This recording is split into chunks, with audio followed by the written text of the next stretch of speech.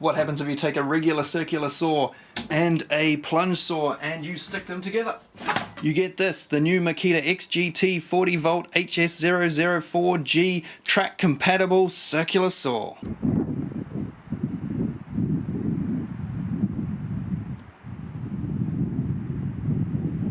As well as taking a look at this particular saw in this video, we're going to also look at some of the other options for saws on tracks from Makita and other tools that go on tracks. This is what the base of a standard circular saw looks like. This is the HS003G. In the States, that's the GSH01.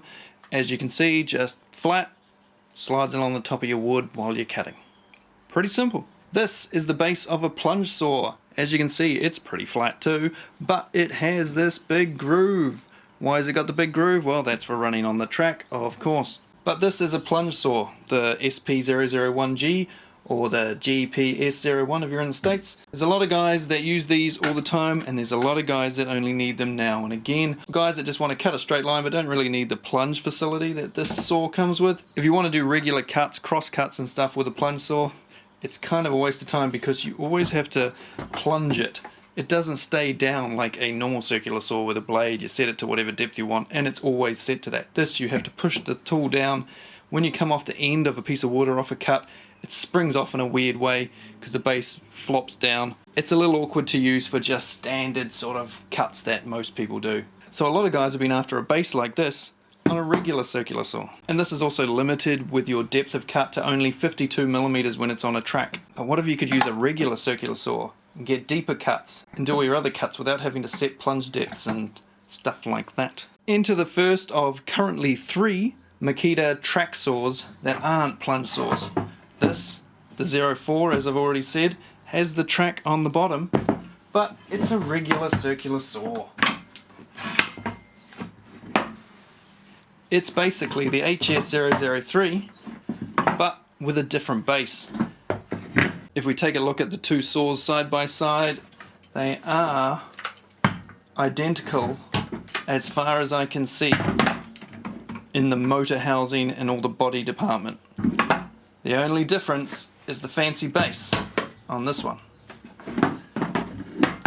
Because not only do you have to have that groove for it to run on the track, you also have to change the mechanisms here. You can't do it the same as a standard circular saw, as when you tilt your blade you're going to end up potentially cutting your track. You need a base that can tilt and your straight line is always in the same place, whether it's going at 0 degrees or 45 degrees. That you can't do with this, but you can with this. So kind of think of it as this tool on the base of this tool. Now it's not quite the same as this tool because as you can see we have a front to it here which the plunge saw does not have. This is also a 185mm blade, this is only 165. How much deeper can we cut with this? We'll check that out in a moment. And do we lose some of the depth of cut with this over this because of this fancy base? We'll check that also. So let's do a quick review of the HS004G by itself. It has AWS, got a light on the front here for when you are in high torque mode. Onboard tool storage. You've got an area here for screwing on a rafter hook. Lever at the back for setting your depth. You have the depth guide on the side here. A little bit hard to read where it is. Tiny little red line there below my finger. That's what you've got to line up with your number there to get your depth of cut. Blade guard, up until that point, all the same as the HS003. So let's put it on a track and see what's different. If you are familiar with Makita plunge saws or you saw my last video, then you'll know roughly what I'm going to show you here. On the base there is 2 little wheels here and a washer on a sliding switch. The washer slots into this groove here. It will lock into your track so that your saw doesn't tip off your track when you're doing beveled cuts. You use these 2 dials here to make sure there's no play when you are hooked over your rail here. Hook it on and then just adjust these, make sure it's nice and not doing that. Give those a bit of a turn until it's good and solid, sliding nicely. We have a 0 and a 45 line here like you have on most circular saws. Now the 45 line will only work when this is off the track. Everything on the track should cut on the 0 line. should all be nice and straight and perfect with the edge of your guide, whereas the 45 will only come into play if you aren't using the track. The bevel mechanism is similar to the Plunge Saw, quite different from the HS003G in that it has a knob on the back for tightening as well as the front, whereas the HS003G only has one on the front. So loosen both of those, tilt your saw to the desired angle and lock them back in place. Now this is when you would want to use your washer on a slide so that this doesn't pull over off your track. See, the whole track is coming with it. If you've got this leaning right over, you'll probably need to clamp down your track or hold it down in some way as well. But this just stops the saw from coming away from the track. Because on a bevel, as you can see, it is somewhat inclined to fall over. So there's a look at the two saws, the 3 and the 4, their bases when they're tilted. Just the one lock on the front, nothing going on here. Lock front and back, and then you've got this support through here. This is so you can get that bevel on the right angle so that it stays in line with your track, which this one doesn't have to worry about. Right, so what other differences are there? This will get you up to 48 degrees on a bevel cut. This will get you 56 degrees, so a bit more there if that's something you need. This doesn't have a reverse bevel or a -1 degree like the Plunge Saw has. The Plunge Saw and the HS003, oh, it's fallen over. They both have detent stops on the front. You have a dial on the front that you can set to 22.5, 45. There's none of that on this one. It's just set it yourself, and the guide's not quite as nice as the other two saws.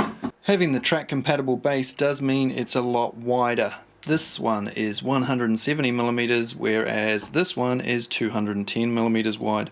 So that may or may not be an issue for you. Gives you a nice stable surface when you're using it, but if you want it to run it close to something, it may potentially get in the way with this one over the standard circular saw. I'll now do a depth of cut test with these three saws. My money's on this one being the deepest.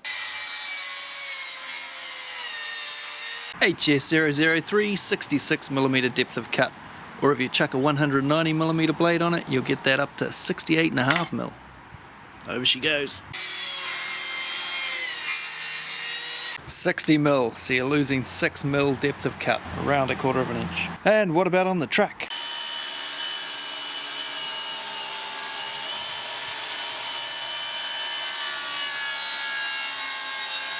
And you're looking at 52mm when it's on the rail. 57mm, so you lose 3mm depth of cut. It's not as bad as you do on the Plunge Saw, which was more like 4 to 4.5. So the HS004G will give you an extra 5mm depth of cut over the Plunge Saw, or if you put the 190mm blade on here, you'll get 7.5mm more than this. Now I've been asked a few times whether you can take the base off this and stick it on the HS003G. Now I don't know why you'd really want to bother doing that, because the cost of getting just the base for this is going to negate any gains you get out of it. You might as well just go buy one of these and sell this. But I've had a look at it, and they do seem to be the exact same units like I said at the start. So if you undo it down there, undo it there, take that off, buy this base complete with everything, including this area here for your depth setting, then you can swap them over. But as I say, probably not worth it. You're better off probably just buying this saw and selling your old one. Unless of course you can't get this in the country you live and you're going to just import the base from somewhere else, in which case it will work. I think. Don't hold me to it, but I can't see any reason why it wouldn't. Provided they include everything on the base, especially that bit. That's the most important bit that's different. Front area here, all the same, the way it attaches.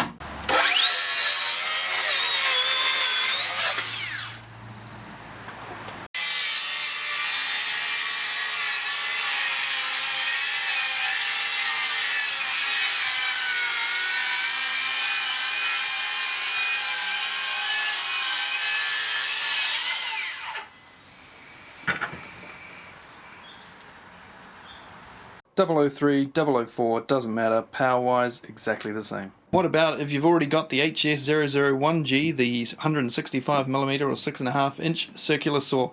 Can you run that on the track? Well, yes you can.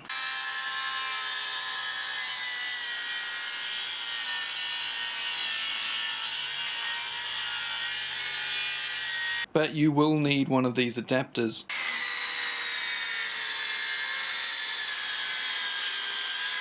Now it's been quite tricky trying to track them down for this particular saw, but if you take a look down in the description, hopefully I will have found a link and it'll be down there.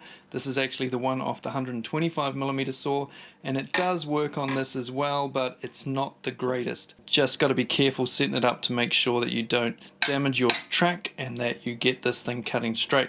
125mm circular saw, I hear you say? That's right, Makita make a bunch of 125mm circular saws that are very nifty. This particular one, the front comes off.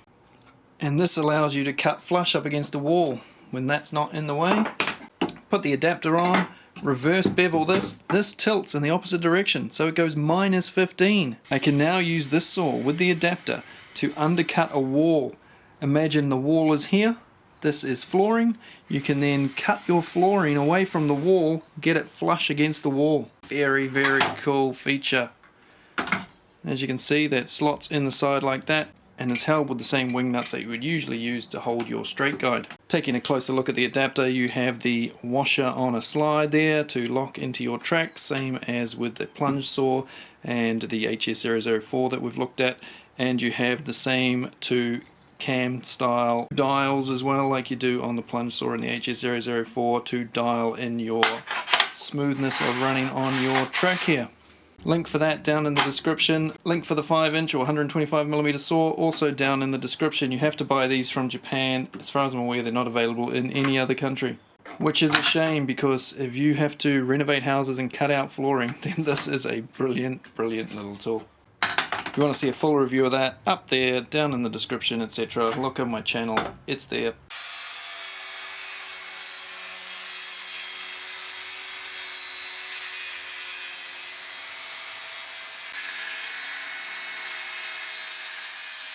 Back to looking at this though, because regular circular saws aren't designed to run on a track, you have to make an adapter, and the adapter has to be accommodating to the different angles. You can't just tilt the angle and cut, because it won't line up with the edge of your track. The Plunge Saw and the HS004 have got that mechanism to make sure, like I said, that it cuts straight on the edge of your track all the time, no matter what angle. Whereas with the adapter, you've got to adjust it. So we've got some preset lines on here: 0, 15 degrees, 30 degrees and 45. So you just need to push it along to wherever you want, lock it in, and that will now cut at 30 degrees right on the edge of your track. The Makita tracks in this part of the world come in 1.4 and 3 meter lengths. I have seen some tracks by some companies as long as 5 meters. What about wanting to put the HS003 on a track? Well, because of the width of the base, it won't actually go on there, even with an adapter. So it hits the most important bit here, the rail that everything slots over. So you can't actually get to the right position. When your blade's hard up against the edge, it's crashing there, no good. So to use this on one of these tracks, you'd need a universal adapter that slots over the top of this, that this whole saw drops into, which means you'll lose a lot of depth of cut. As far as I'm aware, Makita don't make one for this particular saw. If you want to use that size saw on this track, HS004G. And if you want to run a blade left saw, well, there's no 40 volt option for that yet either. But you can of course use an 18 volt with an adapter as well. It does work with this adapter that I got for the 125mm 40 volt, but this is what the proper Makita adapter looks like. To attach it to the rail, you slide the adapter arms into the rip fence mounts, and for 90-degree cuts you line up the 0 mark on the arm. The blade will be positioned on the track for a perfect 0 clearance cut.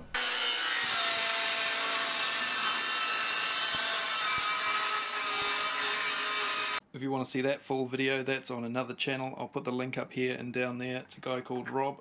Check that out if you're interested in that. But why don't they make more saws with this track compatible base? Am I right? Well, they do. The HS009G has just been released in the UK, in India and a few other places around the world. It is a 235mm saw, or 9 1/4 inches.